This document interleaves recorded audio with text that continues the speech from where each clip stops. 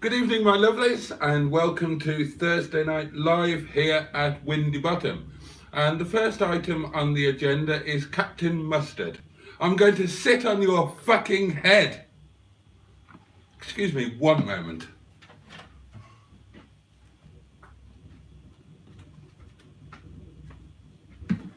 Ah, you silly man. Right, let's get this set up.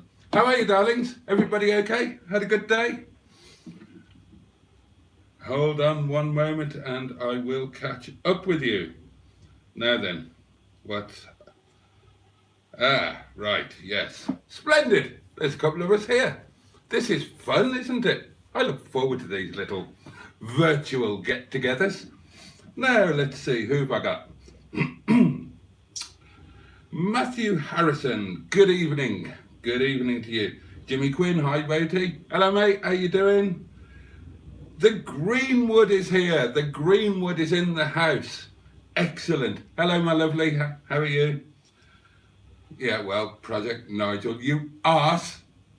Yes. Now then. Oh, Bad Books, good evening. Hope we find you well, Boaty. I'm absolutely grand, thank you. Absolutely grand. I mean, I'm old, I'm knackered, I'm useless.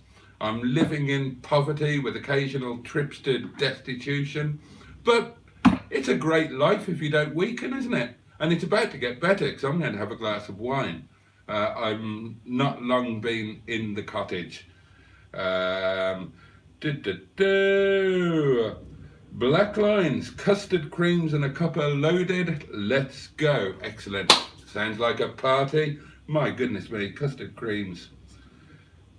How do you pronounce Mr. Ellis?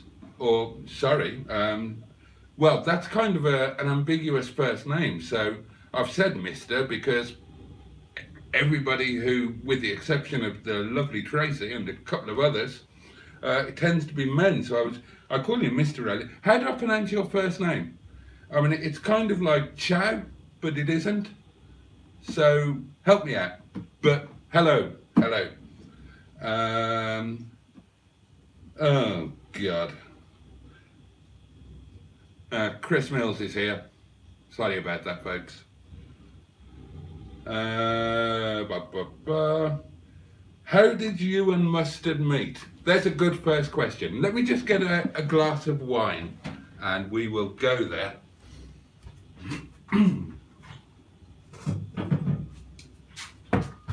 Talk amongst yourselves.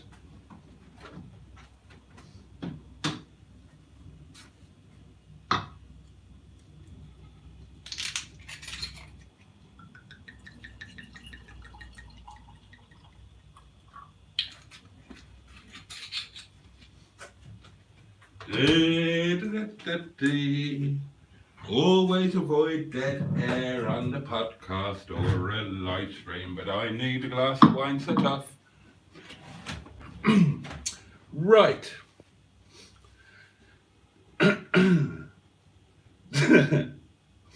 How did Mustard and I first meet? Well, I knew nothing about YouTube at all, really. I watched the odd video like most of us do, but I didn't know about this whole channel thing and communities and whatnot.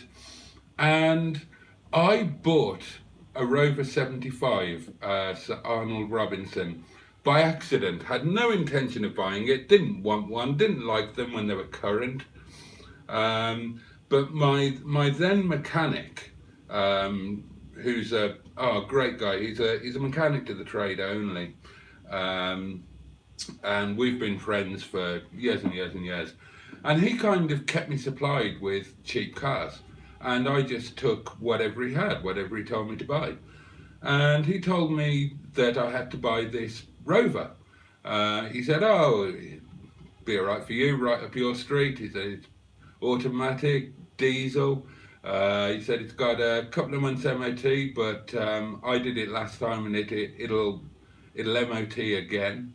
And it was one of his customers' cars. It had come in, it just needed to be shifted. So I bought this 75 for 200, I think it was 240 quid. And whatever I knew about them, I'd forgotten. I sold them when they were current. I had the showrooms then, but all I can remember about them really is that I didn't like them. So I jumped onto YouTube to find some reviews to find out what they were like, what they were about, and I found Hubnut. Obviously, he had a Rover 75. He's a big channel. So when I did a search for the Rover 75, he kind of came up. And that got me into the YouTube thing. I got into Hubnut, kind of a guilty pleasure. And then I gradually started exploring more things, particularly Rovers, and I stumbled across Mustard's channel. And that was it. In fact, I wrote a review of his channel on his Facebook page at the time. I think it was around January or February, and he responded to it. He liked it. Not at the time, yesterday. So, typical Mustard, delayed reaction. But I really got into his channel. And at some point I thought, I've got to meet this guy. And I needed a sun visor for another Rover I had at that point, the 45, which was which had become my daily driver. And you know when the sun visors go all floppy doodah, and it's an absolute pain in the arse. And I stuck with it for about a month. Now I can't be arsed with this anymore. Jumped onto eBay to buy one, to find one to buy. Looked on various websites to find a new old stock one. Couldn't find one anywhere. So messaged Mustard. He had one. So that gave me the perfect excuse to rock up to Project Nigel. And he didn't tell me where it was or make it easy for me or anything like that. So I had to kind of do some research to find out where PNHQ was. And I rocked up there, and he was there with Wendy Craig, and the pair of them took the piss out of me mercilessly, and I do mean mercilessly. And I just loved them to bits and just kept on turning up. So that was that. Oh, let's catch up with comments. Where did I get to? Oh, Tracy's on the wine. Careful, you lot. You know what she's like. Pankman, good evening. Wine here too. Oh, deep joy. Tom Tom is here. Lovely. Expect many, many mentions of Winnets. Mustard has a bottle of Old Peculiar, which is a bit like you, matey. Yes, I am old and I am peculiar, and I'm slightly alcoholic. So yeah, fair comment. I'll take that. Cheers, everybody. Bottoms up.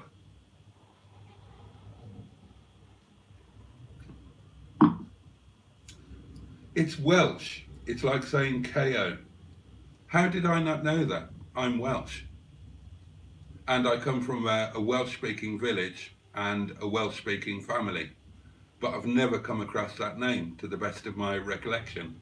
But hello to another Welshman. Are you proper Welsh or are you a Gog? Where are you from?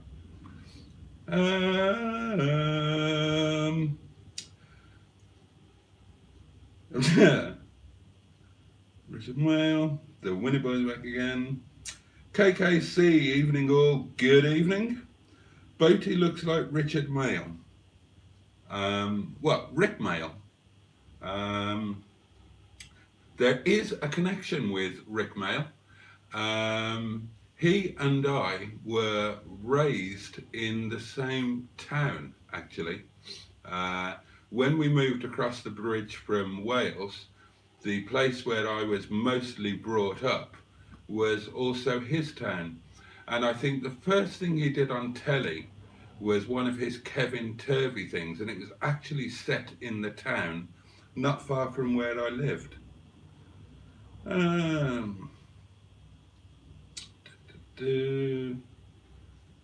Do I look like Rick Mail? I don't think I do.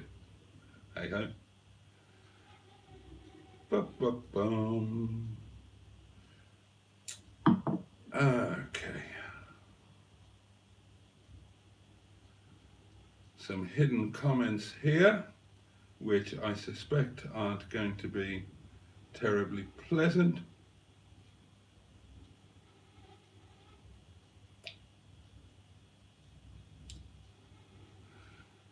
Okay, well, let's make the comments thread a bit more pleasant, shall we? And let's do that. And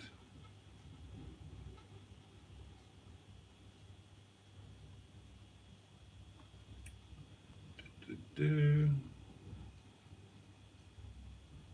we go. Right, that should improve things for a while anyway.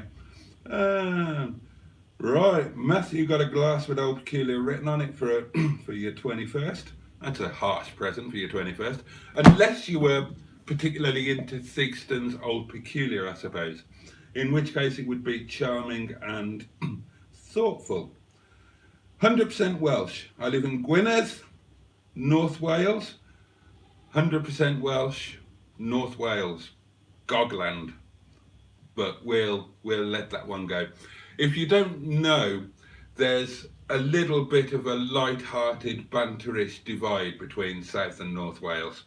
Each are insistent that they are the real Wales, and the other lot aren't. I live in Gwynedd, North Wales, in a small village called Penygroes. I actually love North Wales, so no harm in that. May I say what a smashing blouse you have on, Boaty? Right. Yeah. Thank you. Don't know where to go with that.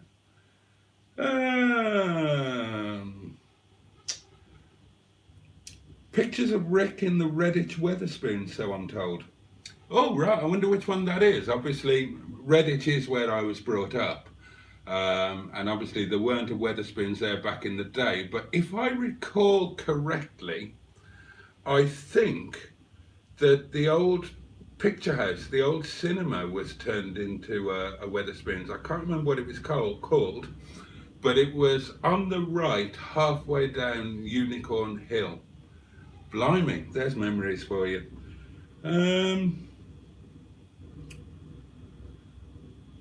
Matthew, yeah, get rid of.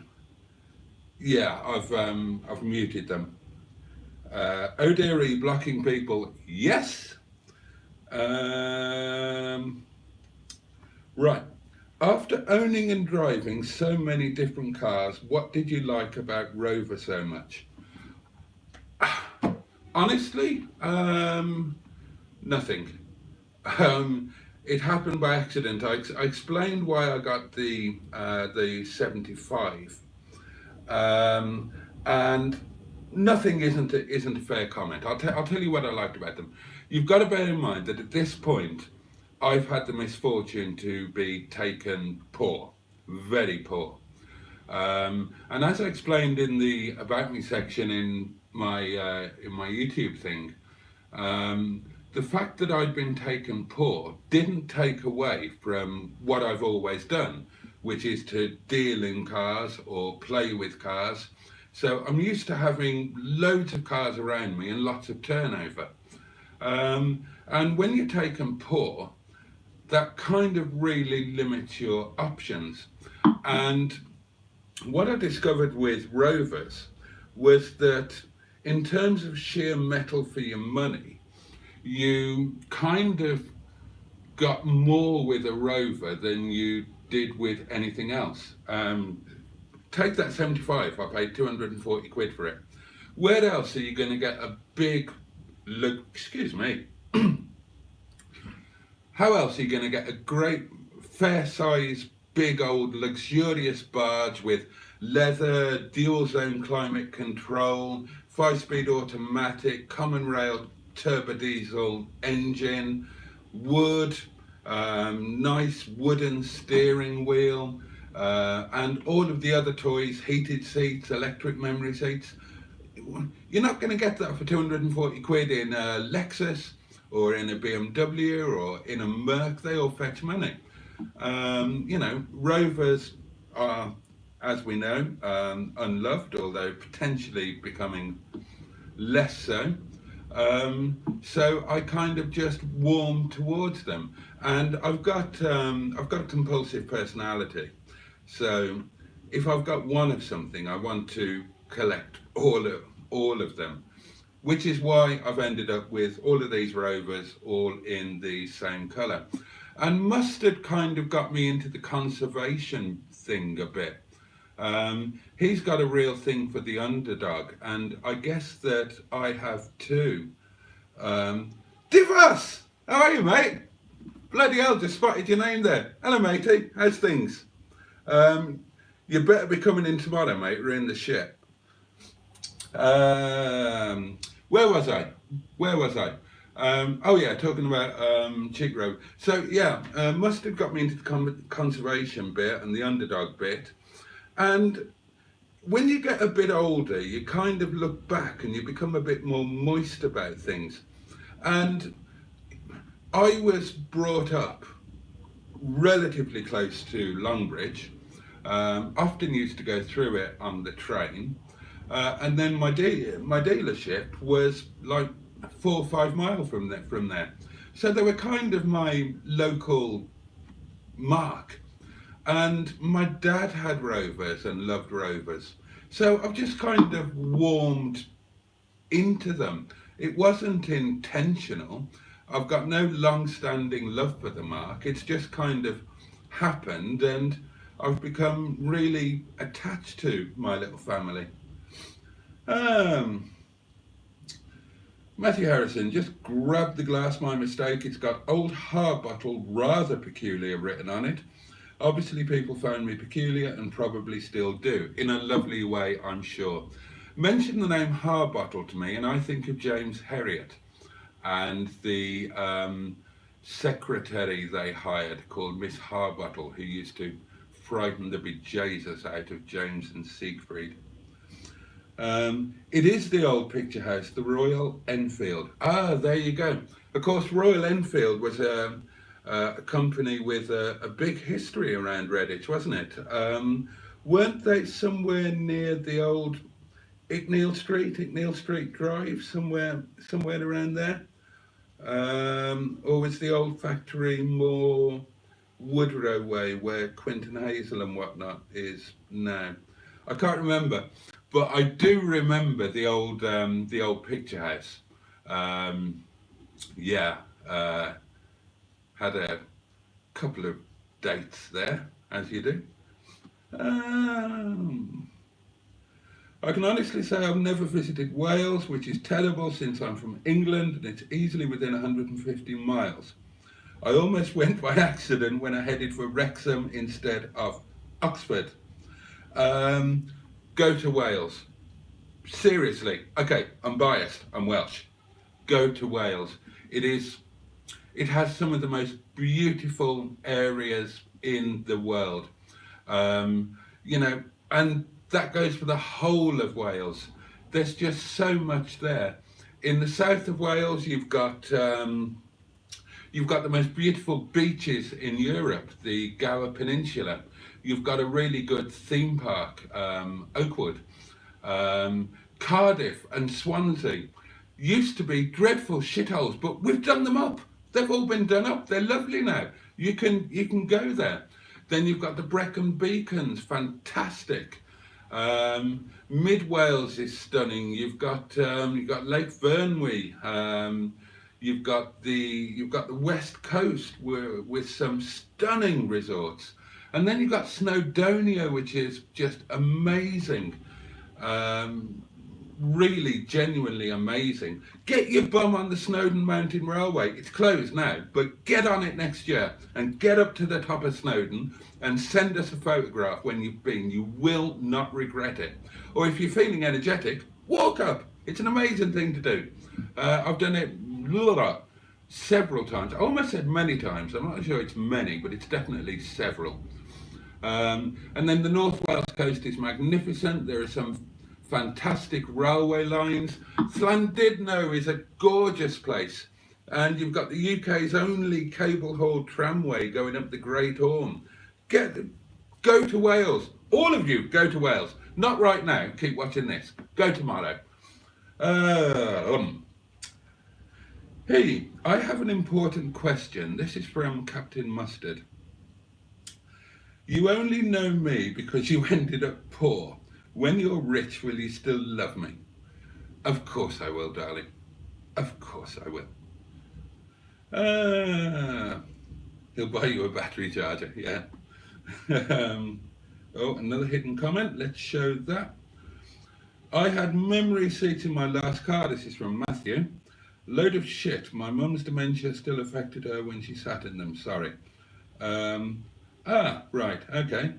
Well, there we are. I like an electric memory seat. I will go out there and admit that I like an electric memory seat. Electric seats were... I'm old, right? First time I got into a car with electric seats, it was like it was like being on the set of Star Trek. It was bloody amazing. You press a button and the seats move. It was just one of the most exciting things ever. And don't get me started on cruise control. Classic Wheels Wales. Good evening. Good evening. Oh, wonderful to have a thriving Welsh contingent on this live stream. Robert, right, I'll ignore that. Okay, oh dear, right, hold on.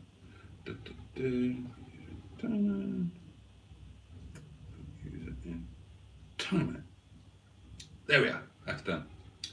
Mike from Wales. Oh, is that Mike? The chap with the Maestro van. Excellent. Hello, mate. Hello. Great to have you here.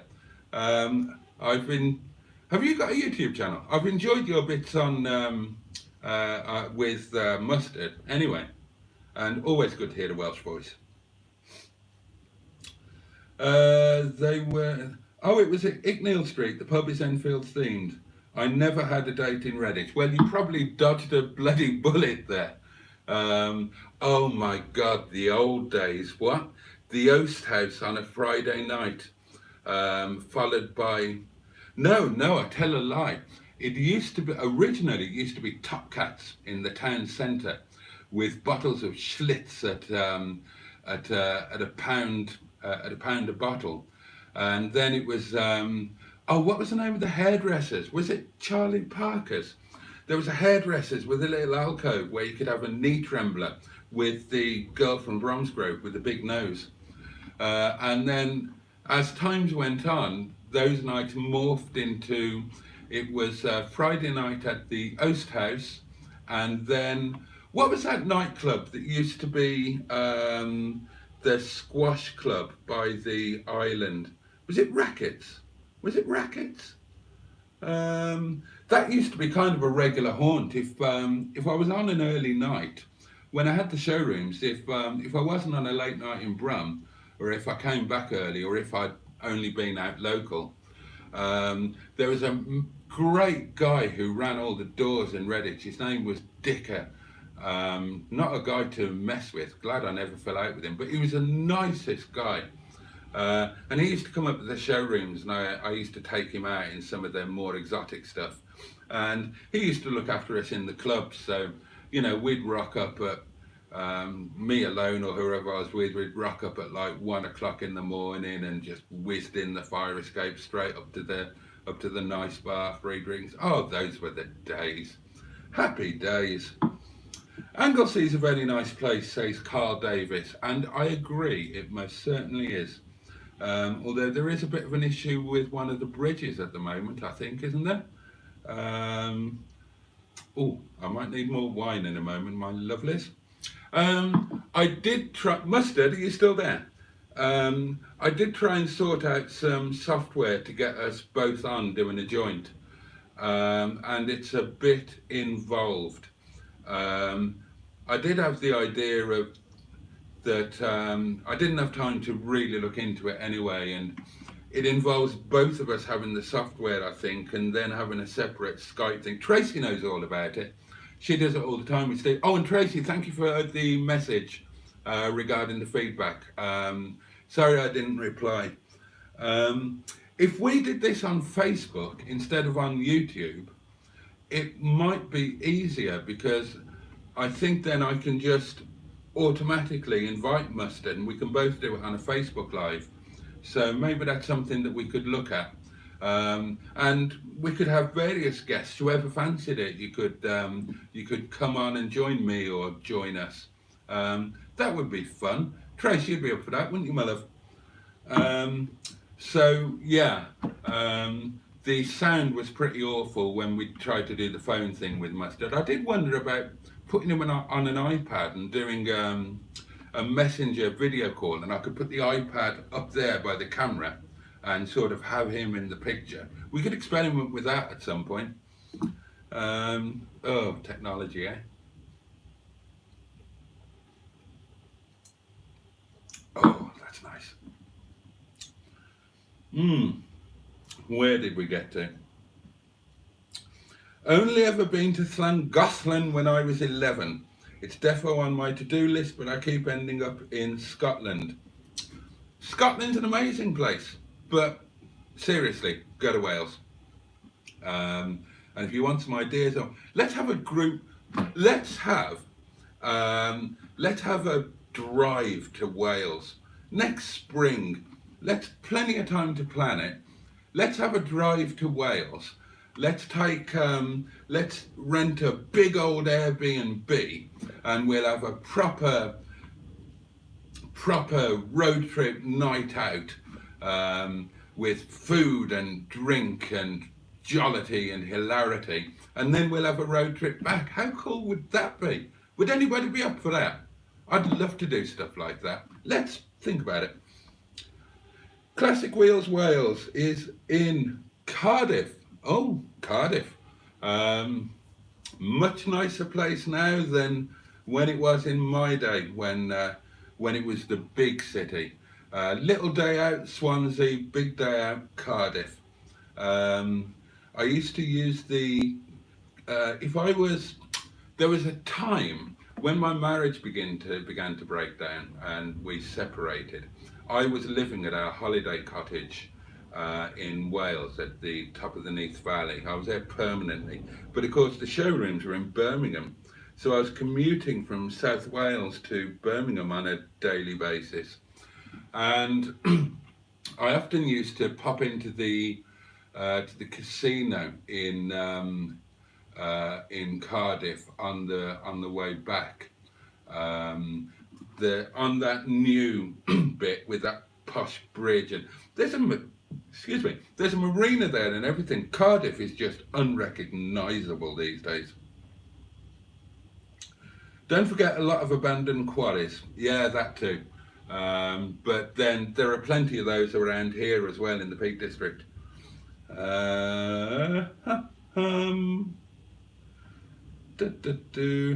Modern electrics are terrible, says KKC. I wouldn't want a 2022 BMW in 20 years' time. I've never driven an electric car, unless you count a kiddie's car or a milk float. In fact, I haven't driven any modern cars. No, I just haven't. I've got no idea what they're like or how they drive. I can't think what the most modern car I've driven is, but I would guess that, unless you count the little city bugs that I drove when I was spending a lot of time in Malta, just before the pandemic. But I've not driven anything modern and flash, so God knows what they're like. Carl Davis, Rhyl is a hovel though. Sad to say, yeah, that's true. Rhyl was one of the places I went to when I was a kid. In the very early days of this channel, I had a day out when I just bought the Tourer, and I had a trip down memory lane, and I had a day out in Prestatyn and Rhyl, and it is what it is. Yeah, they're not exactly Las Vegas, are they? In fact, as I think I mentioned on the video, it was quite sad driving through them. Um, I, you know, I'm sure that if I went back in time and rented one of those prison cells on one of the concentration camps near Rhyl or Tawin or Prestatyn, I'm sure I could find a way to enjoy it. That's what I do with most things in life. I find a way to get the best out of them.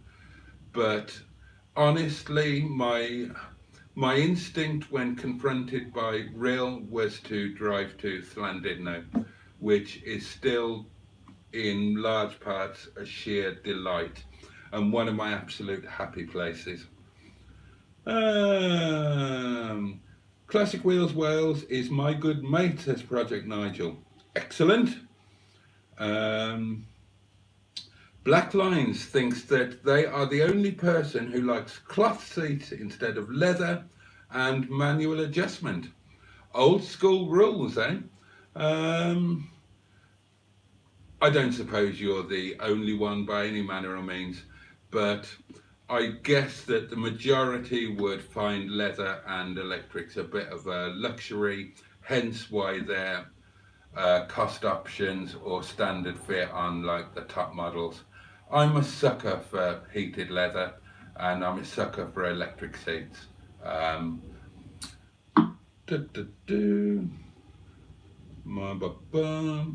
Been to a weird pub in Pembrokeshire, Mariners Pub. Knowlton Haven, stuffed albatross in the lounge. Very strange Irish landlord. Yeah, that sounds interesting. Chef Daniel, good evening, sir. Come to Norfolk, it's flat. I have been to Norfolk, but not for a long time. My uncle, or possibly great uncle, my Welsh uncle Elfed, was mayor of Diss, which, unless they've moved it, is in Norfolk. And I went to stay with Elfed and Auntie Kit at least once when I was a young boy, and I left my favourite bunny rabbit named Bunnet behind, and I was distraught. And they very kindly sent him back to Birmingham or Redditch, whichever of the two we were at the time, in the post. Bum bum bum. Right, I missed a question there. Oh, message retracted. I was just about to read that out. It's been retracted, can't see it. Mustard and Boaty smoke a joint. You will never see me smoking a joint. You will see me drinking, possibly to excess. You will see me gambling. You will see me smoking tobacco. You will never see me indulging in any form of drugs. No offence to those that do, not my thing. No worries, happy to help where I can, says the Greenwood, otherwise known as Tracy. Twitch has a guest thing, you know, look into that. And yes, I'd love to be a guest. Awesome, we will do that. We will make that happen. I'd love to have Steve on as well. Let's see. Good evening, Boaty and everyone in chat. Ali Mac Mechanical is in the house. Good evening to you, sir. Oh, and before I forget, let me just talk amongst yourselves again. Let me just top my wine up.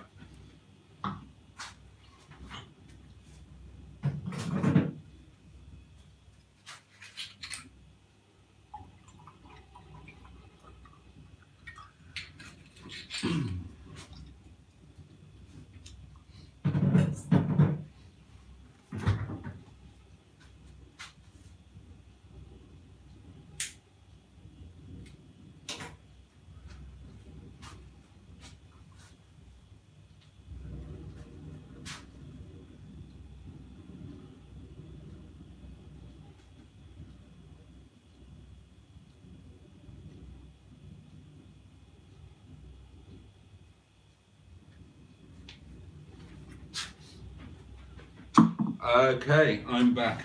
Before I forget, I've got this little thing that I would like to do. Now, obviously, a lot of you guys have been amazing in supporting my channel. I mean, I'm still teeny tiny, obviously, but I used to be even teenier and tinier. Um, and a lot of you were really supportive in keeping me going when, you know, you're getting very few views, you're not picking up many subscribers. It's so easy to get disheartened. And the comments and the interaction from you guys was just amazing, and it's kept me going, and it still keeps me going, and I'm really, really grateful. And a massive shout out to my dear friend, Captain Mustard, who was the biggest mover and shaker in giving me a bloody good bump start. He gave me so many shout outs on his channels. He put me in his videos, and a lot of you have come from him. So I'm really grateful to him for that, and to all of you guys for all of your support and encouragement. And I believe in paying things back. So even though I'm tiny, there are some channels starting out that I'm sure are going to be massively successful. But they're also really, really tiny at the moment, even tinier than me. And some of these I've seen, and I'd just like to keep giving them a bit of a shout out. And I won't ask you to go and subscribe because, you know, that's your business. But I will ask you to go and watch one of their videos. And if you like their stuff, or you think it shows a bit of promise, then please do subscribe. So I shouted out last time Project MGTF, so I'll shout him again. Have a look. He's working really hard on his channel. Have a look at one of his videos. If you like what you see, do subscribe. He's in the super early stages, but I think he's just hit 30 after getting a bit of a shout out on Monday night's live stream. And believe me, every single subscriber counts. Those of you who've got your own YouTube channels, you'll know this. You'll have been there.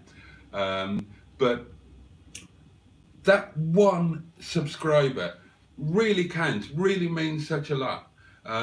When you log onto your analytics or your channel, and the number is the same, or worse still, it's gone down, your heart sinks a little bit. When it's gone up, even by one, and you notice that, not when you're big like Mustard and Hubnut and all of those, they don't realise when one has come or two have come. But when you've only got 30, 20 or 30, that one makes such a difference. So have a look at Project MGTF, and a new one for you. I don't know if you know this channel or not. Beards and Bangers. That's Beards and Bangers. Super nice guy. He's one of my subscribers. He comments, he interacts. I saw his video before he saw any of mine, I think. And I thought, yes, this is my sort of chap. He's into his MG Rovers. He's got a 260. He's got a 260 ZT, folks. And he's got a 190 that he's turning into a really, really nice thing. And again, he's putting proper effort into his videos. They're much better I told him this. They're 1,000 times better than mine were when I were at that point. And they're probably better than mine are now, let's face it. Most of them out there are. So have a look at Beards and Bangers as well. Check out one of his videos. If you like it, subscribe. And there you go.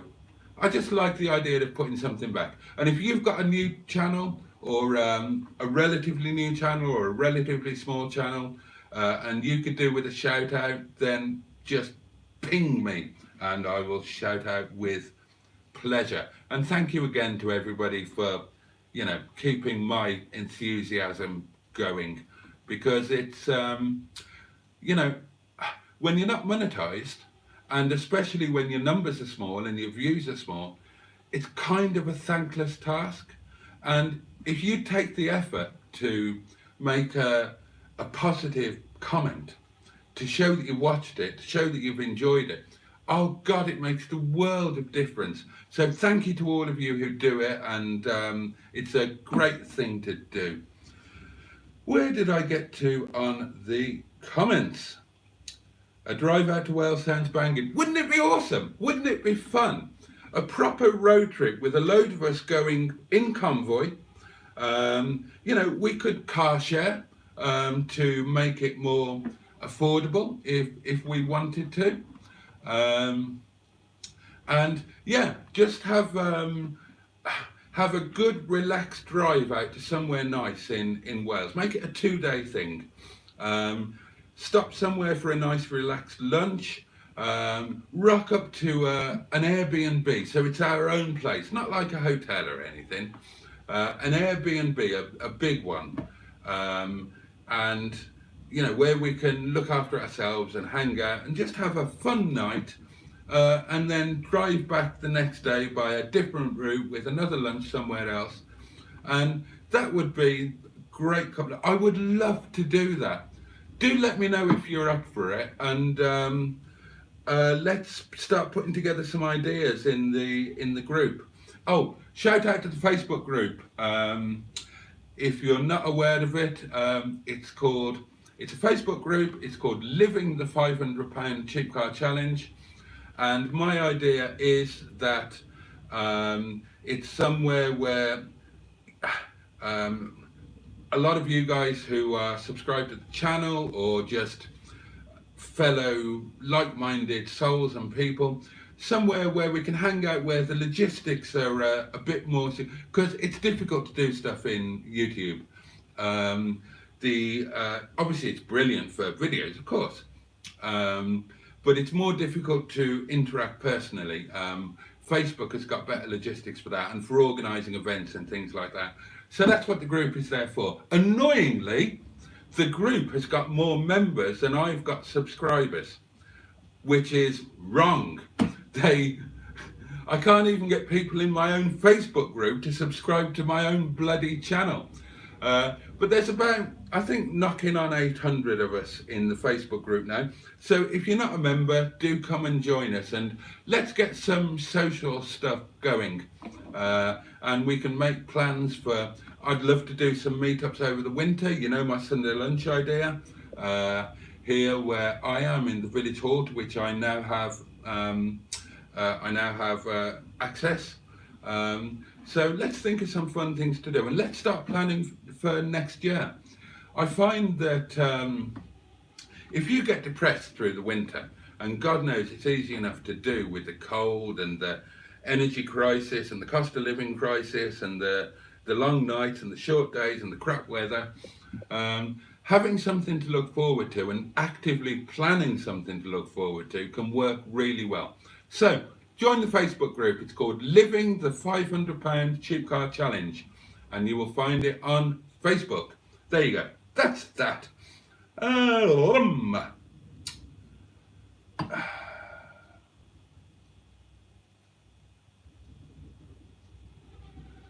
Okay, right, I've had enough. Boom.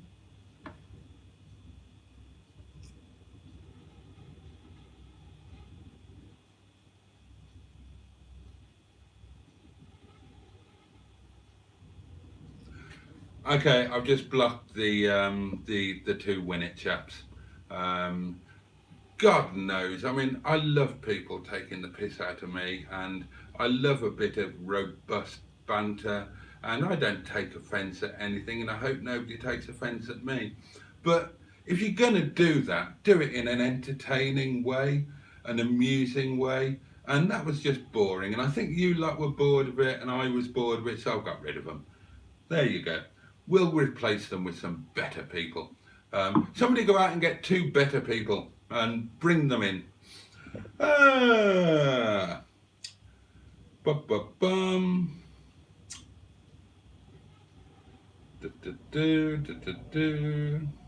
Real as a no-go zone now, sadly, lots of memories there. Same with me, mate. I've got so many memories there. The Looping Star roller coaster, and it was when you were a kid. Real was like Las Vegas. Um, I suppose that Real is one of those places that became a victim of cheap flights and cheap package holidays.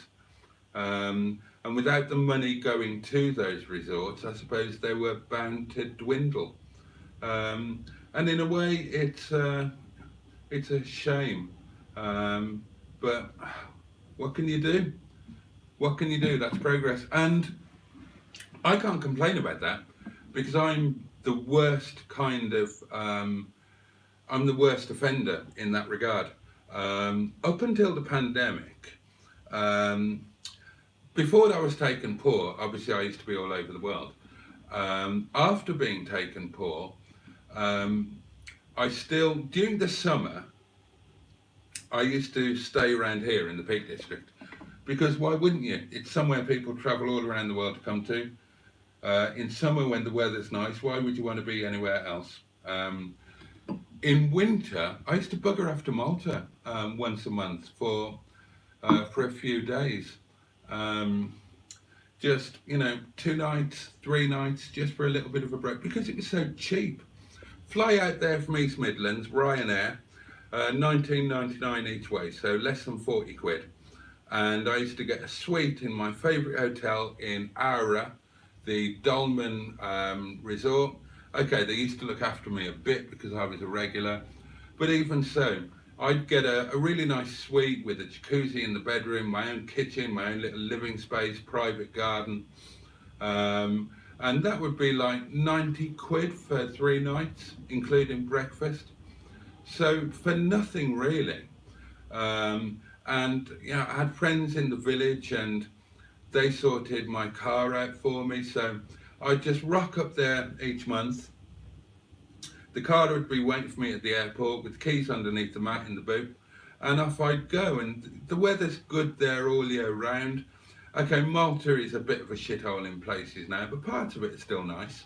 But of course, you can get a Gozo, and all of Gozo is just lovely. Um, so that's what I used to do. And you didn't catch me going to North Wales. And I've only fallen back in love with Wales and with England since the pandemic kicked in, and I stopped going to Malta. Um, and of course, I'm even poorer now than I was then for various reasons. 6 bloody cars and car taxes and insurances is a big part of that, let me tell you. Ugh, what a stupidly expensive hobby for somebody as poor as I am.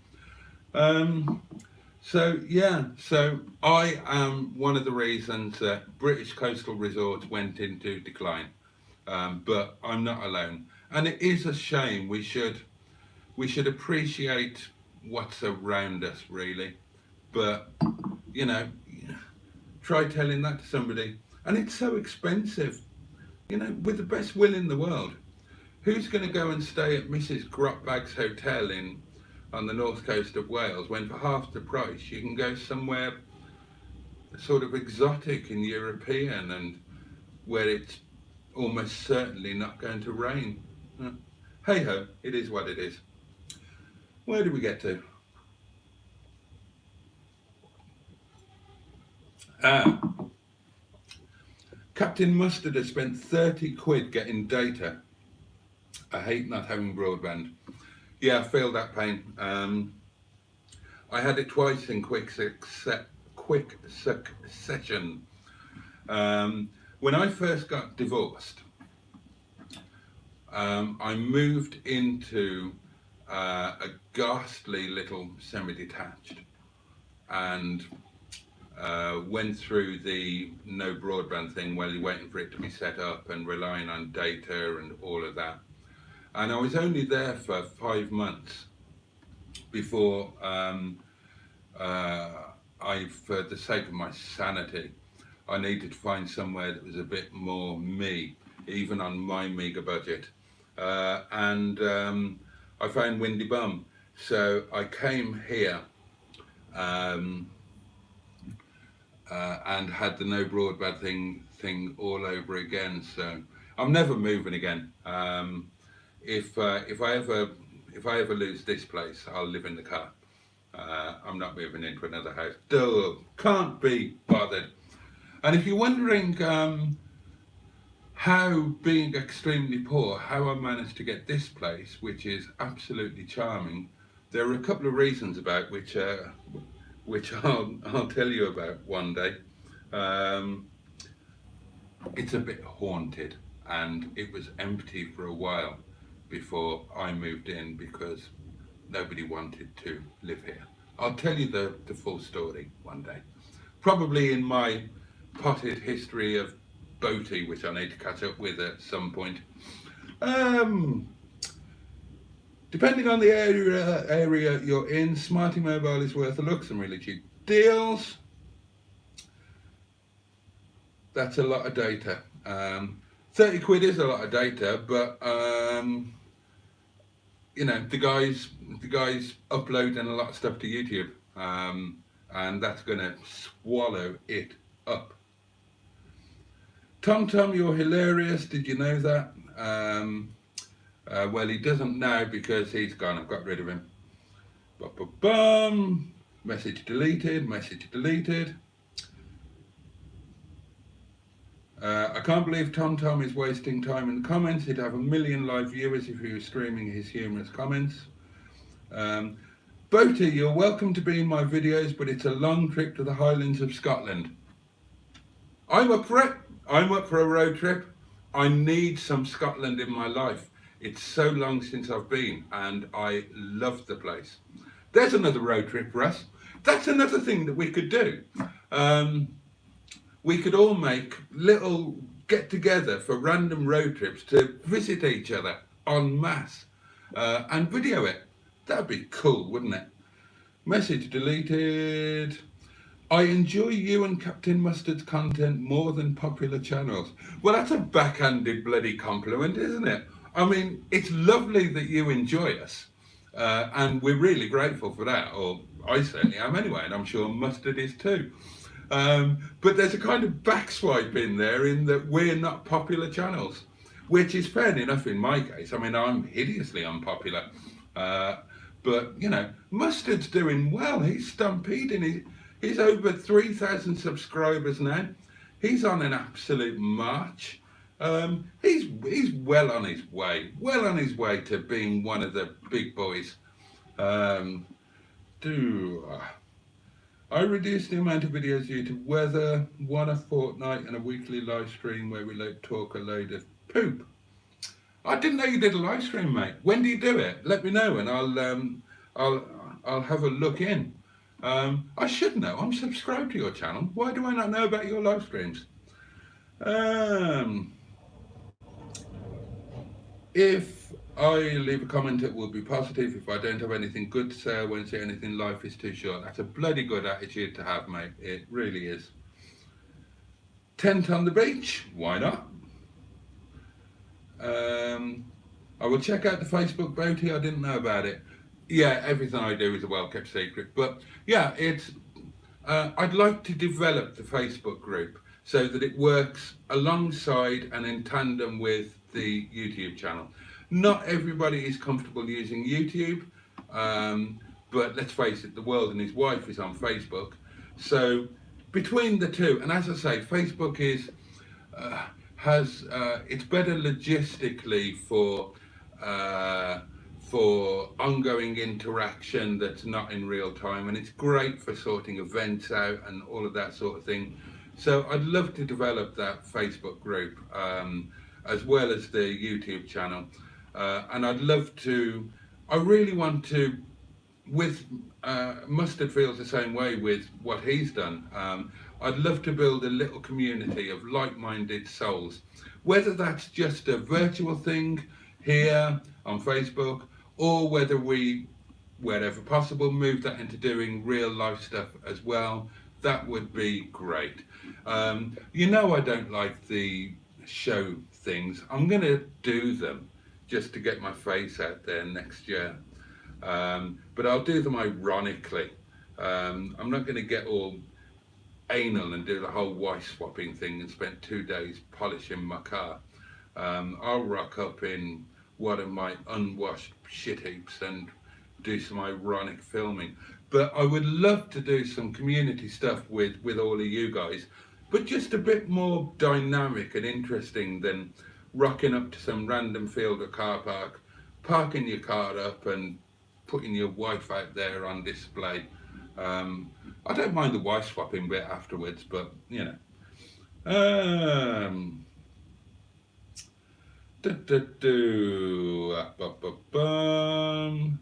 Hidden, deleted. I'm not on Facebook, guess I saw eventually. Good God, there's somebody who's not on Facebook. Well, fair play to you, sir. There can't be many left. I thought I was late to Facebook.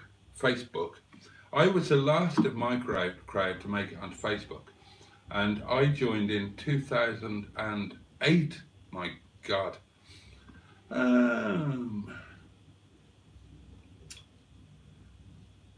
Do you think we should do a proper live show together, everyone? Hell yeah. Hell yeah.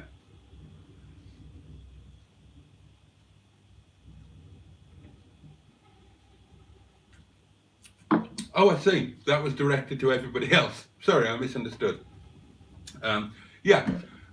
Do you think that Mustard and I should get our heads around some technology and do a proper live show when we're in two different places? Or if opportunity presents, do a proper live show where we are in the same place? That could be fun. Let us know. What do you think?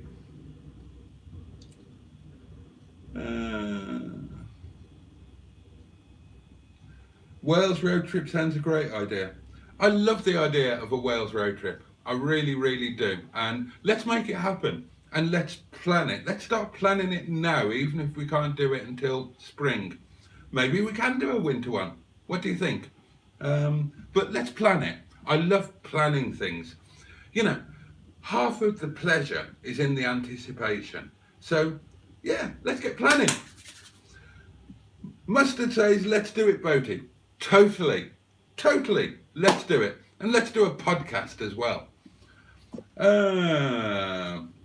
Proper live drunken show should be a good laugh. Don't forget the tea bags and milk. I have tea bags, I have milk, because I feel guilty. I feel guilty about that.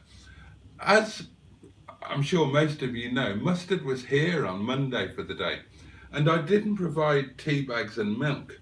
I mean, he's never provided coffee for me, but I didn't provide them. And so we went to the shop and bought them, and he paid for them, and I felt a bit guilty about that. And then he left them here. So now I feel enormously guilty over the whole thing. I did cook him lunch, so hopefully that made up for it. And it was his turn to buy lunch, actually.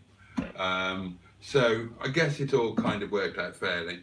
Although it will cost him a shed load in petrol to get little Nigel over here.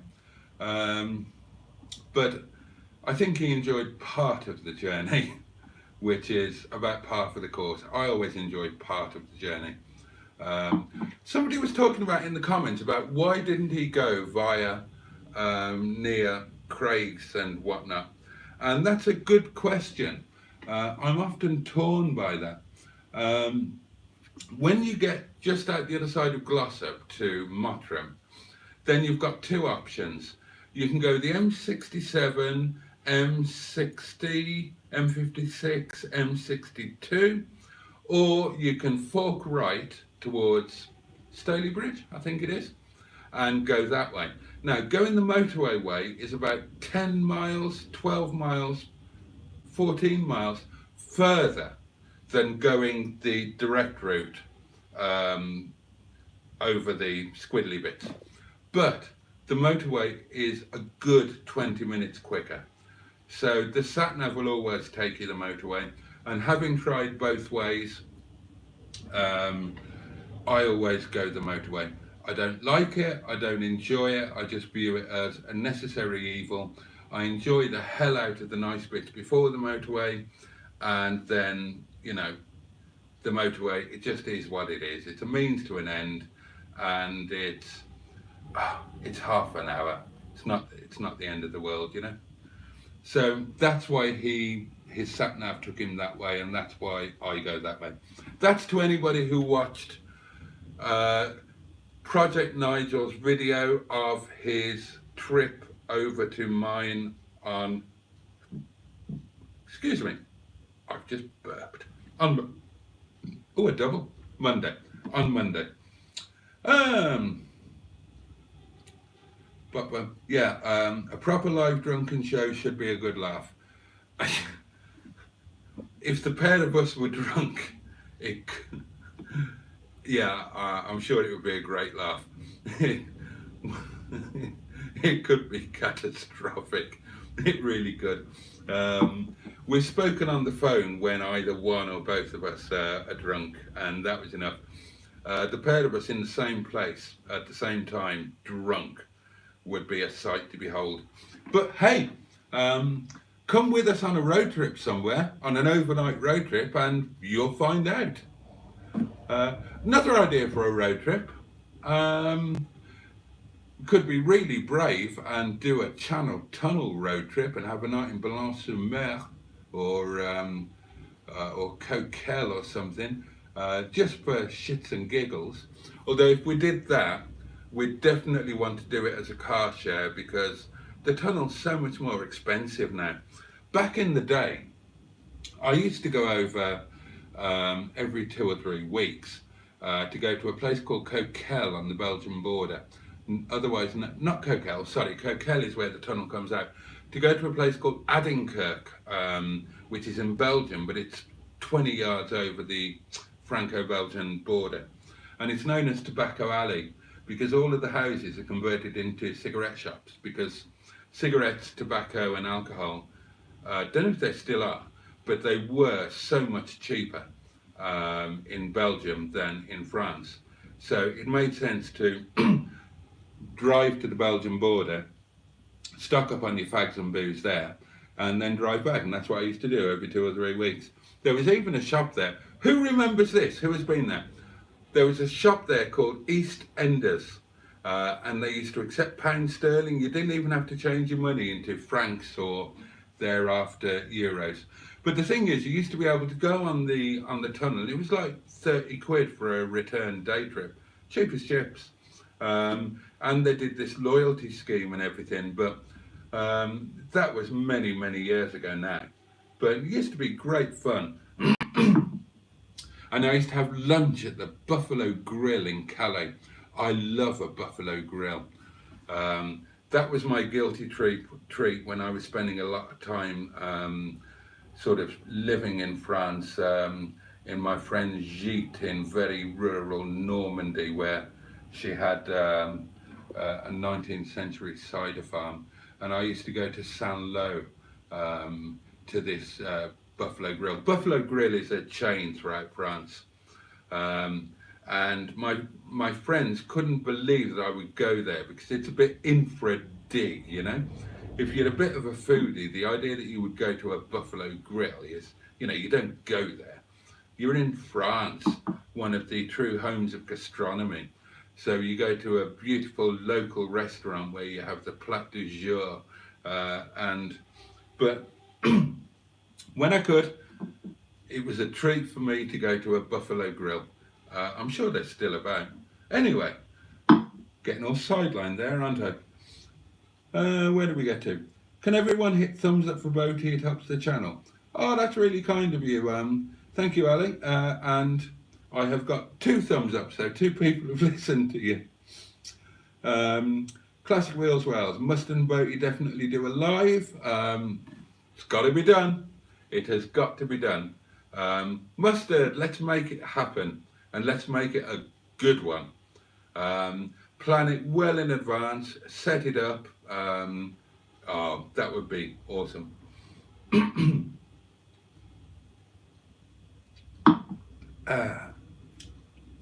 Will Mustard's bedroom be haunted?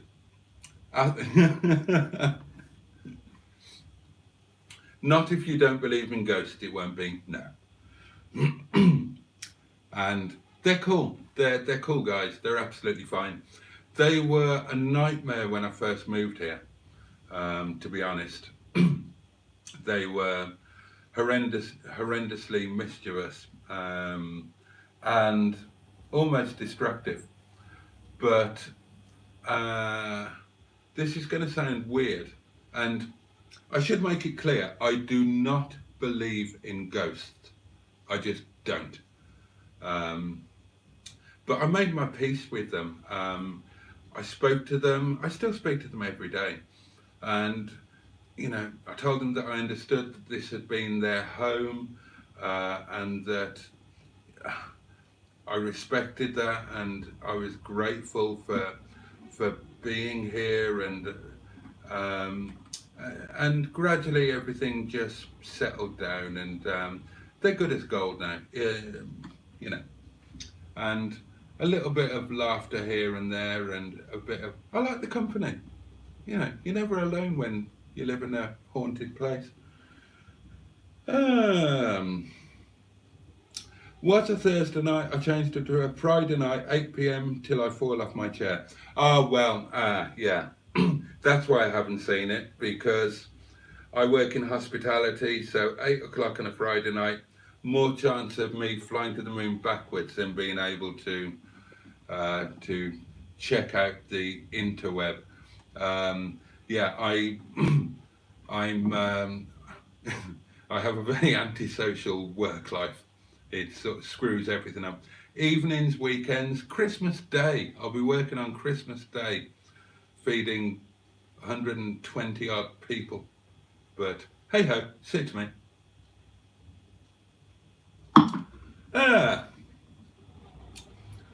Oh, evening boatman. Good evening, sir. Good evening from across the pond. Hope you're well. Thanks for tuning in. Great to see you. Tents on the beach. There's a chance for a parody. Yeah. I knew where you were going. I knew where you were going with that one. And what's the joke about sex being amazing when you're camping because it's so fucking intense? Something like that. Should I start uploading videos of me restoring my Montego? I have a short of the engine running, but not sure anyone would like more. Yeah, get it up there.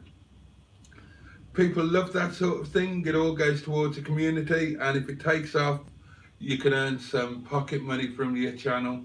Not that I do, but other people do. And you can put that towards your hobby. So why not? I mean, you know, it might not suit you. Maybe you can't be asked. It is a bit of a faff doing all of the filming. But if it suits you, then do it. If it doesn't, don't. It suits me because I've always been a bit of a show-off, and B, because I'm a sad, lonely, old divorced bachelor living on my own in the arse end of nowhere, and I rely on things so that I don't feel isolated or lonely, and I never do. For those of you that don't know, I run a singles network and charity. If any of you are single and want to check it out, then it's UK Singles Network. Do a search online. The website is uksinglesnetwork.com. We're on Facebook. We're everywhere. And that's also a charity as well. So if any of you are single and would like to get involved with that, you'd be more than welcome. But between that and more latterly this, I never feel alone. Because even when I'm going out and about or doing whatever I'm doing, then a lot of the time I'm filming it, which means I'm going to be sharing it with you guys, which means I'm not alone. And it's the same with my singles network. In fact, my slogan for the singles network is, you may be single, but you need never be truly alone. And yeah, that's the philosophy. And I love the community aspect of YouTube, and I love the fact that people tend to be a bit more dynamic and a bit more eager to turn things into real life stuff as well as just virtual stuff. It's all wonderful, and I'm loving it. And if you would like to make videos of, I mean, you know, whether you make videos or not is up to you. Whether people would be interested in you restoring a Montego, hell yeah. There are, you know, all of the bigger car channels, that's what it's all about. So, yeah, I'm sure you'd have an audience. I can't do anything clever like that. That's why I've only got 12 subscribers. All I can do is sit and drink wine and talk crap and film railway stations and so on and so on and so on.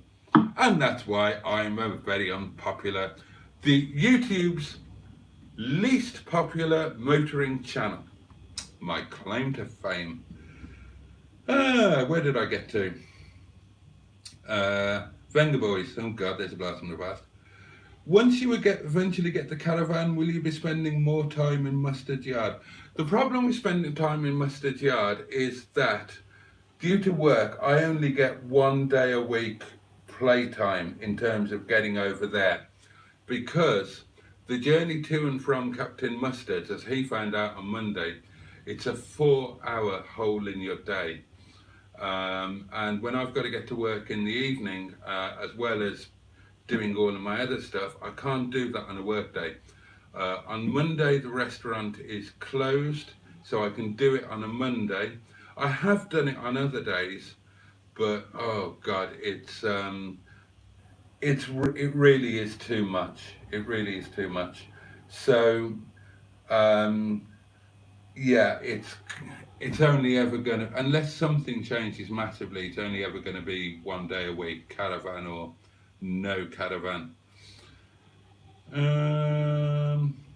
I left Facebook. Right, okay. Facebook has left me on a couple of occasions.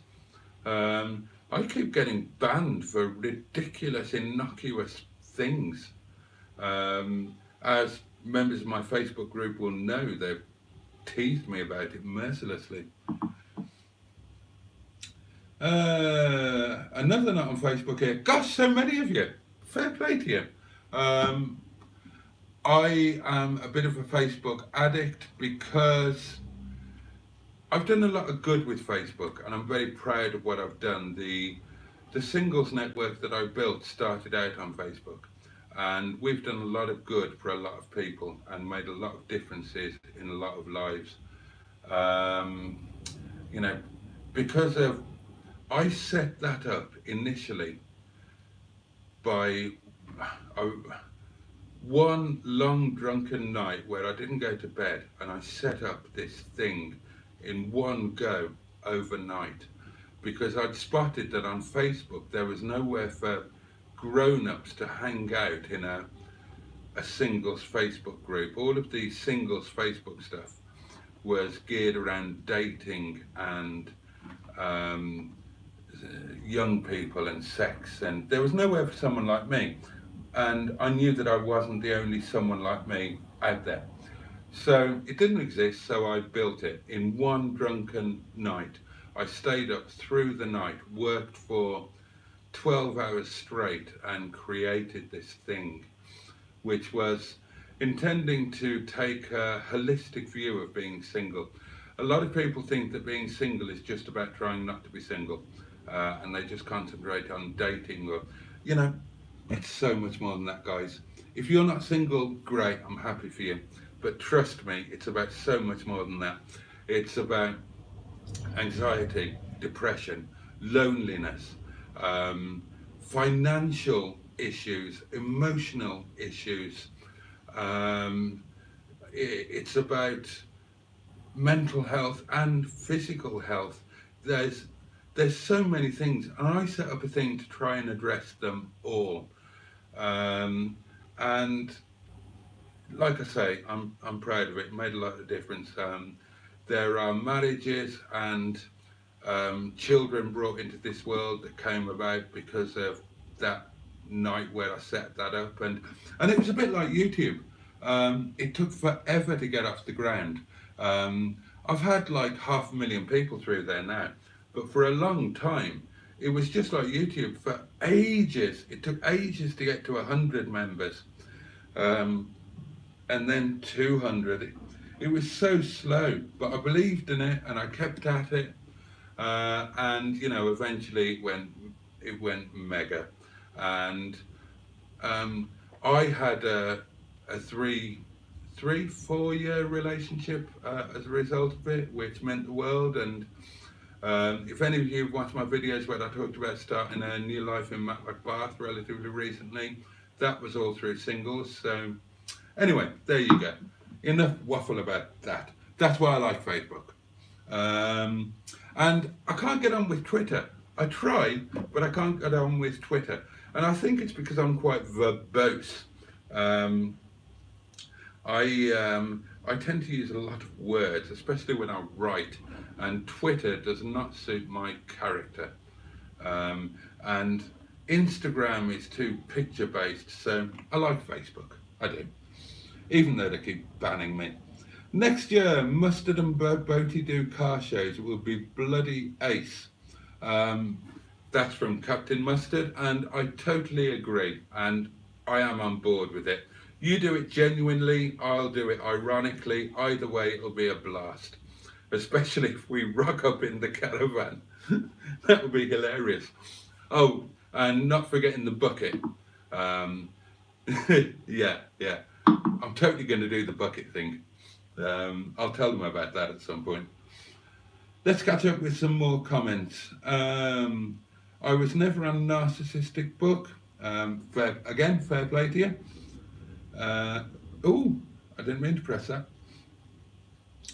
There's a beach in Wales you can drive on. I read about it. Black something, I think. I think it was on top. Yeah, there is, and I can't remember what it's called, but yeah, there is, and I have been there. Let's do it for money. What are we doing for money? But yeah, I'll do anything for money. I haven't got any. I need some. So yeah, let's do it for money. Mustard memorably said to me, I think it was on film, and I can't remember how it came about. And I asked him if he'd do something. He said no, and I said, "Would you do it for a tenner?" And he said, with a wistful tone and an element of truth, "I'd do anything for a tenner." And that's what it's like when you're poor. I would pretty much do anything for a tenner. A tenner's 2 bottles of wine. That's 2 nights of pleasure. What would I not do for 2 nights of pleasure? Not much. Black Rocks, yeah, it's Black Rocks, that was it, Black Rocks.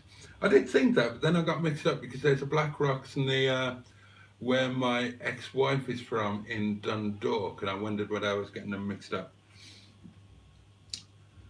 And somebody else.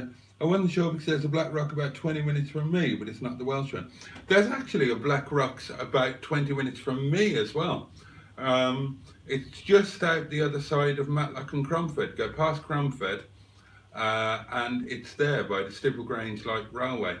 And there's a video on Facebook where I climbed it. And yeah, it's great. It's nice. You have to pay for the car park, but it's worth it.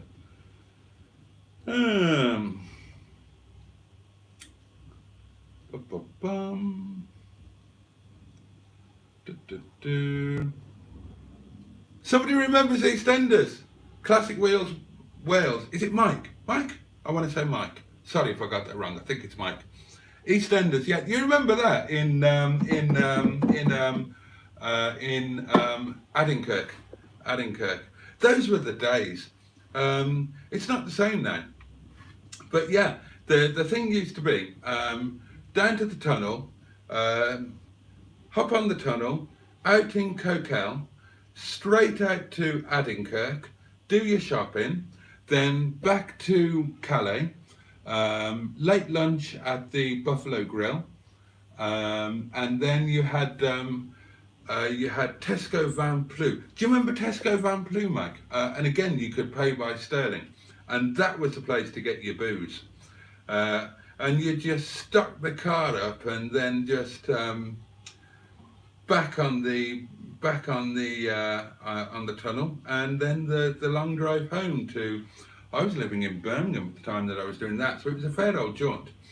But even better if you had a big car and there were four of you, so you could share the cost and potentially share the driving. It was a brilliant wheeze. I used to love those days. I'd love to do stuff like that now. Excuse me, time to top up. Talk amongst yourselves and then I'll catch up on the comments in 1 second.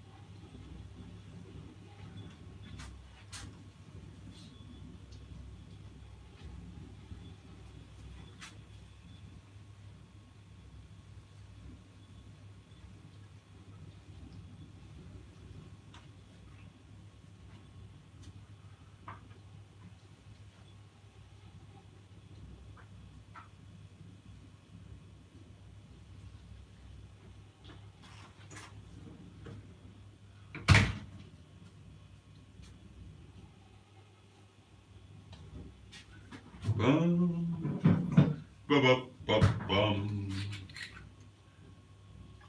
Oh, that's nice and cold.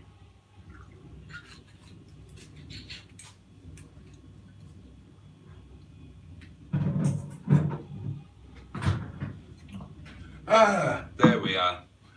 There we are. Lovely. I'll tell you what, I'm really looking forward to my supper tonight. I made a special like I did last week, and I'm really, really looking forward to it. I've tweaked it a bit, and I think I've improved it. And I had a really good lunch too. Lunch today was brilliant. Was really nice.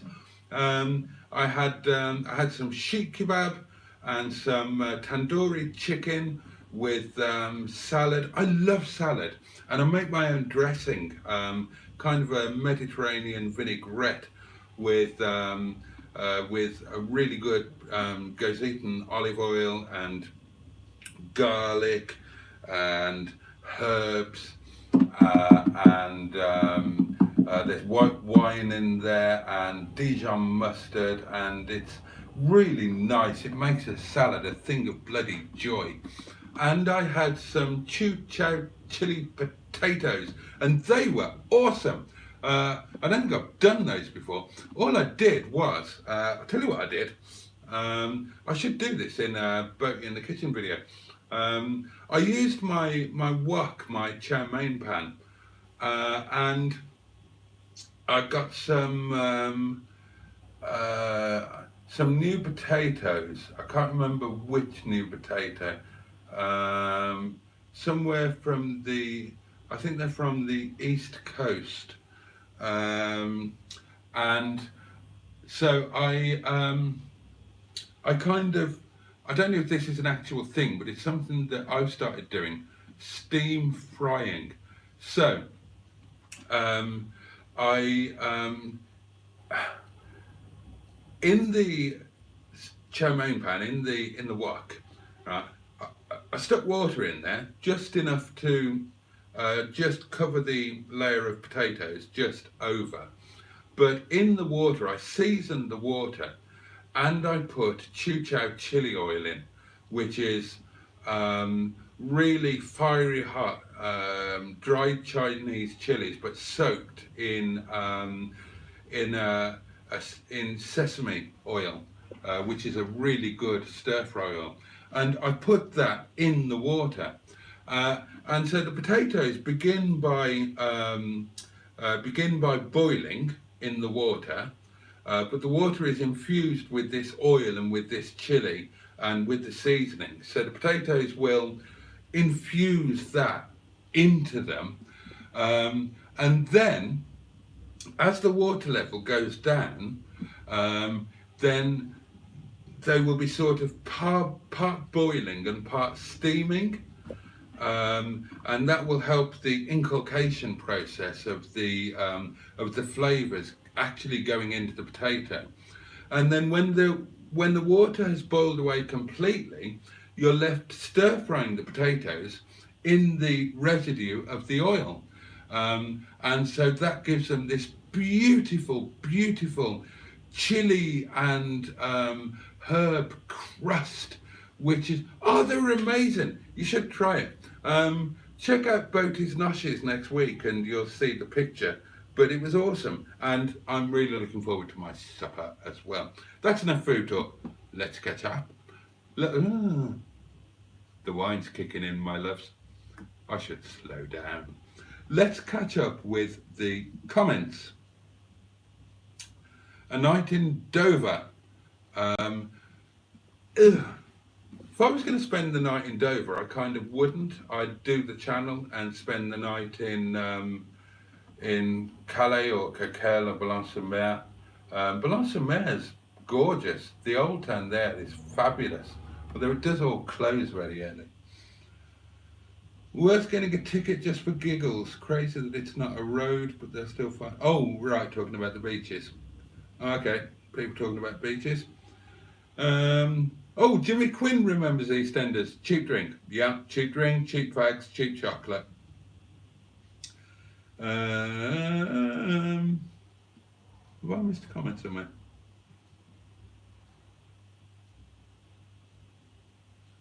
No, I don't think so. Where do we get to? Would you visit a family-run sandwich shop if it was called In Bread? Okay. Yeah, see what you did there. In Bread. That'd be a really cool name, actually, wouldn't it? Especially if you had a sandwich shop somewhere where they joke about inbreeding, and you named it In Bread, that would be a really cool name. And in these social media days, that would really work to your advantage, and you'd probably make an absolute fortune. But yeah, nice one, Matthew.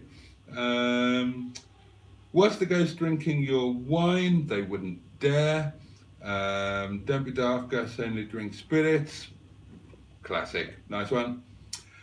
If my ghosts drink mustard beer, he will be really pissed off. I think your beer is safe.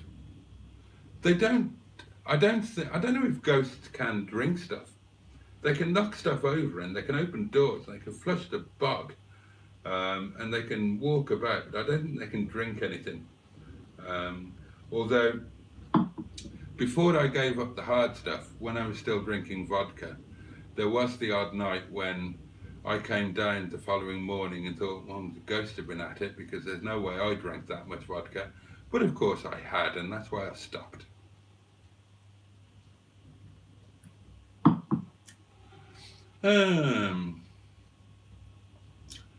How are we going to celebrate when you hit 1,000? Great question. Great question. And I love the fact that you said when and not if. Let's talk about it. Let's talk about it here, and let's talk about it in Facebook. But I certainly want to celebrate it big style. Big style. So yeah, what are your ideas? How should we celebrate me hitting 1,000 subscribers, if and when it actually happens? Let's have some ideas, and we'll throw them about a bit and chew them up a bit, and we'll decide. Last glug of whiskey, so I better head off to bed before I have to crawl. It is getting to that time where we need to think about saying goodnight. So, good night, Ali Mac. Thanks so much for tuning in, and thanks for being around, and I really appreciate you. Have a good night, mate, and have a good day tomorrow. Mustard and Boaty do it for money. Well, that'd be nice, wouldn't it? So far, Mustard and Boaty have been doing it for shits and giggles. It'd be nice to do it for money for a change. Black Lines is off too. Have a good night, everyone. Good night. Thanks for tuning in. We should start wrapping this up. It's an hour and a half. I think that's about the right time for one of these. I need to sort supper and sort some bits and pieces out. So yeah, we'll start wrapping this one up. Let's start saying good night. So, good night to Black Lines. KKC, is the cable car still in Matlock Bath? Yeah, Heights of Abraham. It absolutely is. Yeah. Oh, Mustard's off to bed, saying good night, lovely people, off to bed. Night, Captain. Thanks for tuning in, mate. Can't wait till we're properly doing this together. Have a good night and have a great day tomorrow. Have you done a video? Is there a video out tonight? If there is, I'll catch up with it when I'm done with this. No, dude. I don't like heights, but I've always meant to try the cable cars at Matlock. Yeah, they're kind of worth doing. They are kind of worth doing. Although having said that, I've never done them, and I lived in Matlock Bath for 4 years, 3 years, however long it was. I used to. There's a place in Matlock Bath called Gulliver's Kingdom, and it's a theme park for children, and it's really retro. It's not meant to be retro. They just haven't been able to afford to update it since the 1970s. And that's got a chairlift, an old school chairlift, and I love a chairlift. And that kind of gives you kind of the same views. Yeah, Height of Abraham, Matlock Bath, it's so bloody expensive. If you can afford it, do it. The views from the top, I'm told, are amazing. I've never been. There were other ways to get the views. I was local, I lived there, we walked up all around the cliffs and so on, so I never felt the need to do it. Or to, pay for a meal up at the top of the Heights of Abraham, where I believe the views are fabulous and the food is okay, because, we lived there. We'd go for a walk and we'd eat at home. But for those of you visiting Matlock Bath, and you should visit, it's lovely. Then yeah, it's if you can afford it, it is worth doing.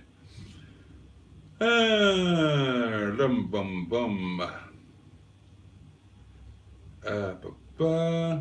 Oh, Mike, Classic Wheels Wales, he's off as well. Night, dude. Thanks for I mean, you're Welsh, I should say goodnight, but thanks for tuning in. Look forward to catching you next time. Have a safe and peaceful night and a good day tomorrow. I did get it right, Mike. Thank you. Good night, Mike. Catch you next time. Next Monday, I will see if I can stay over at Boaties. Oh, there you go. There you go. Could be happening, my loves. It could be happening. Next Monday could be the drunken night.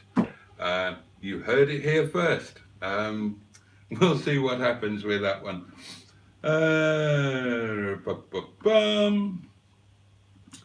Are you having a drag in the kitchen, Boaty? That sounds like a lighter. Just outside the kitchen door, and yes, I was. An hour and a half is a long time to go without a little bit of a puff, for me anyway. So yeah, I just hang out of the kitchen door. I don't smoke inside, but open the door, hang out there, and yeah, you heard right, it was a lighter. No ghosts to taking my vodka, that's the spirit. Subscribers road trip with your fleet to Longbridge, that's not a bad shout, not a bad shout at all. Keep the ideas coming. Mass meetup at Gulliver's Kingdom for hitting 1,000 subscribers or somewhere like that to support the local area. I love that idea. I love that idea. That would be fabulous. Get pissed on Chateauneuf du Pape. Fuck me, pardon me. That's expensive stuff, isn't it? Chateauneuf du Pape, my goodness me. But for 1,000, why not?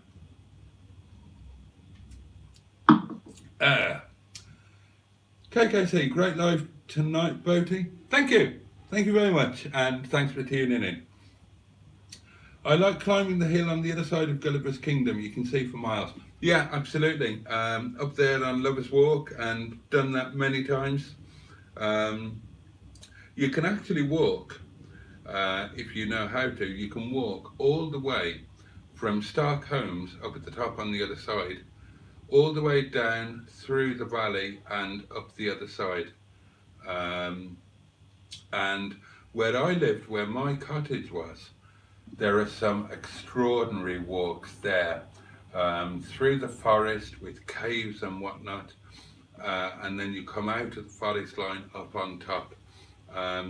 Trust me, there's more to Matlock Bath than just the arcades and the fish and chip shops, and the motorbikes, and whatnot.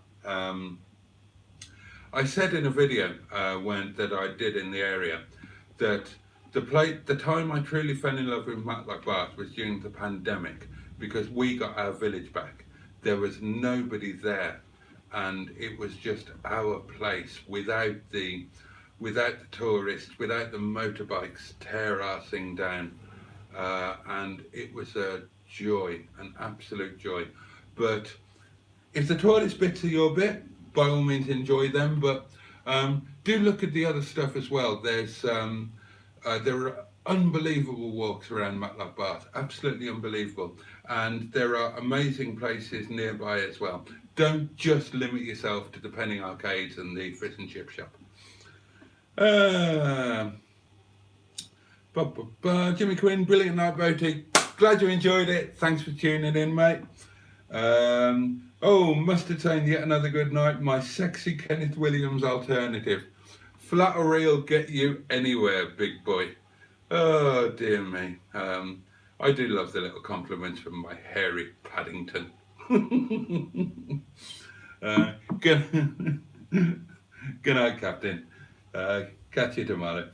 The yearly pass for the Heights of Abraham seems best for locals.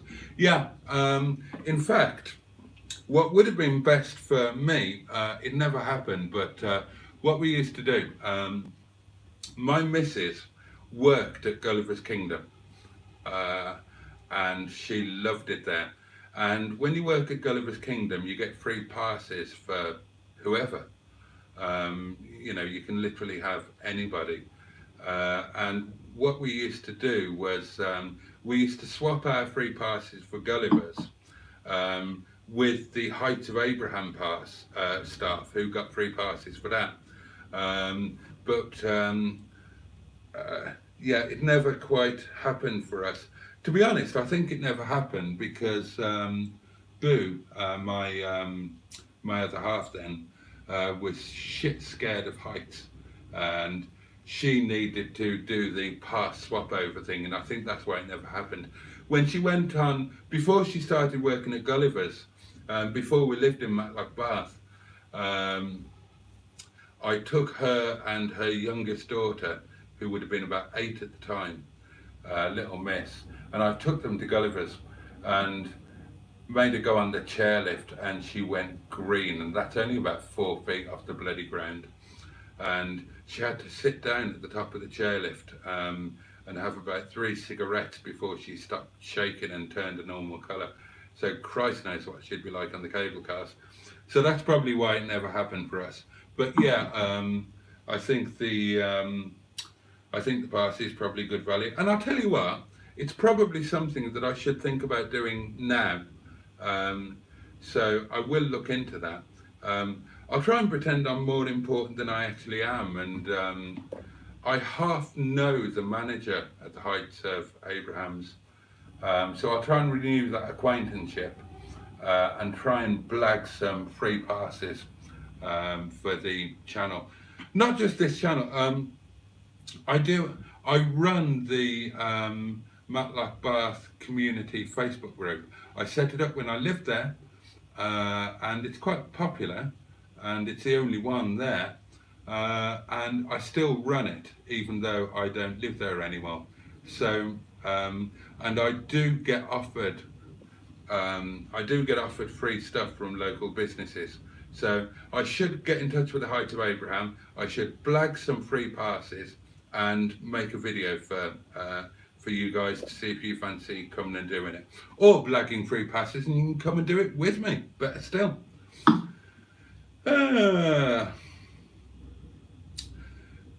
Chef Daniel, enjoy your nosh boaty. Thank you. I'm going to. Do you want to have a look? I'll show you.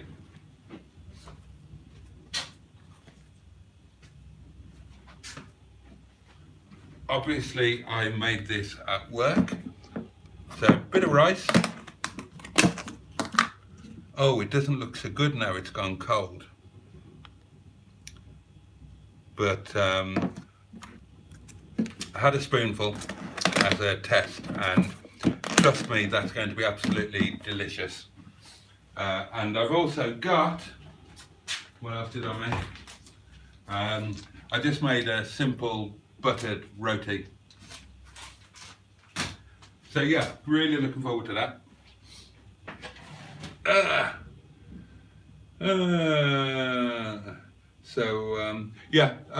Chef Daniel says good night. Good night. Thank you for tuning in. Hopefully catch you another time, and thanks for the support. Gulliver's Kingdom sounds good. Well, the problem with Gulliver's Kingdom is we would need children, because adult-only groups aren't allowed in, annoyingly. So some of you would have to have children in order for us to be able to blag our way in there. I don't care that I'm not a child. It's one of my favourite places in the world. But that's their policy, so we could only do it if some of our party had kids to take.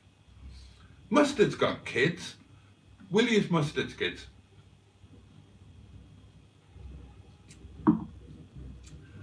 Alport Height used to be a great place, but it's been blocked off for over 2 years now.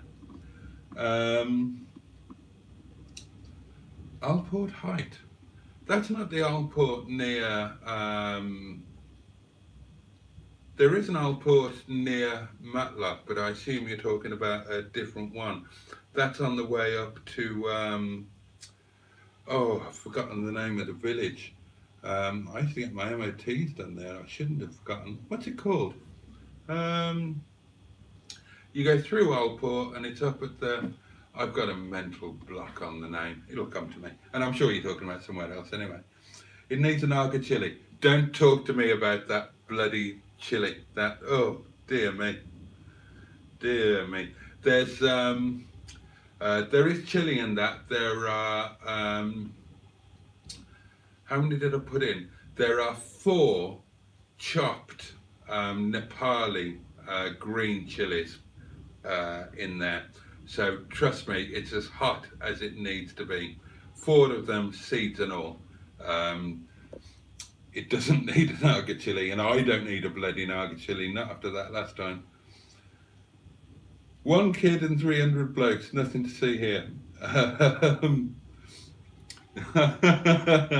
Yeah, we might need to work on the child-adult ratio, mightn't we?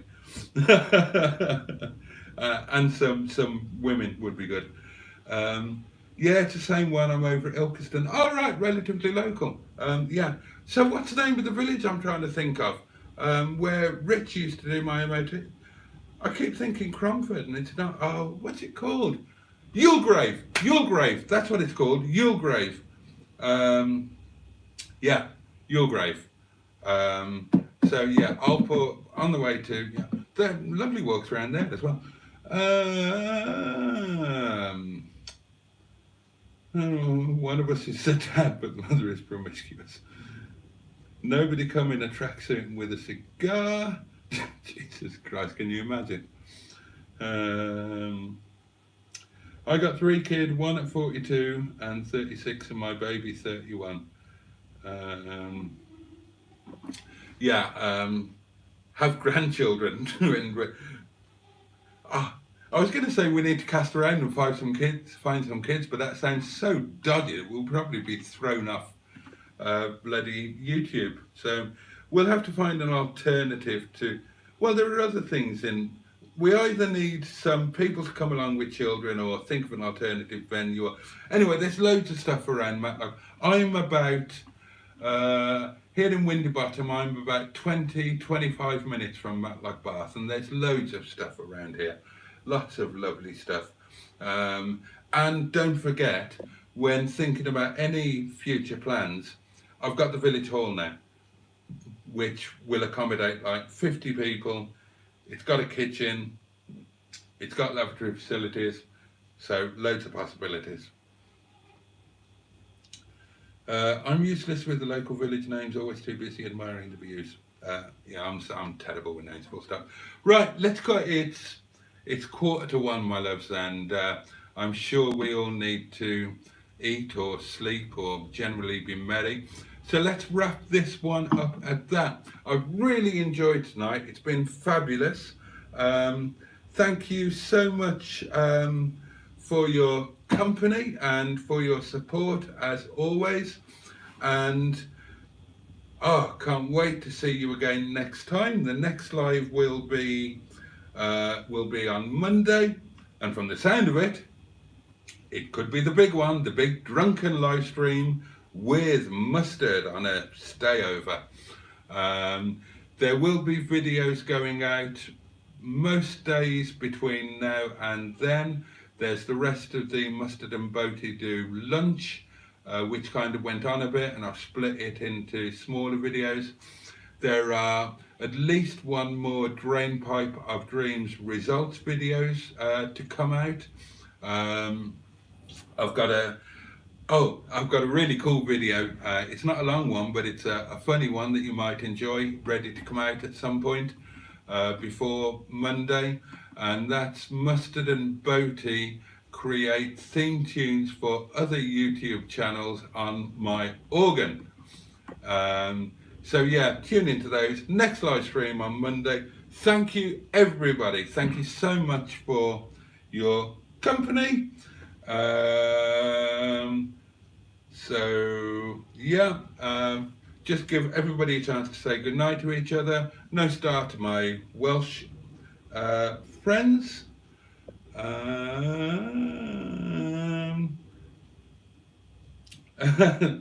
Sneaking up on Monday so Steve doesn't notice.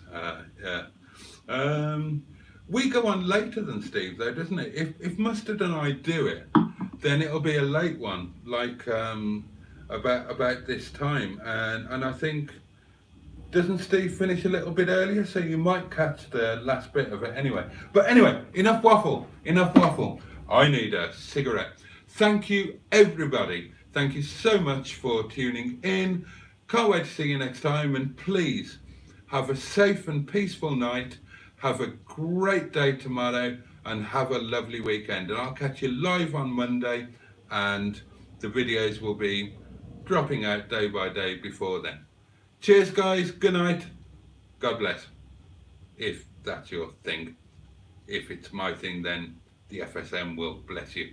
I hope somebody blesses you. I hope you all get well and truly blessed. And now I'm going to turn you off and send you on your way. Bye-bye.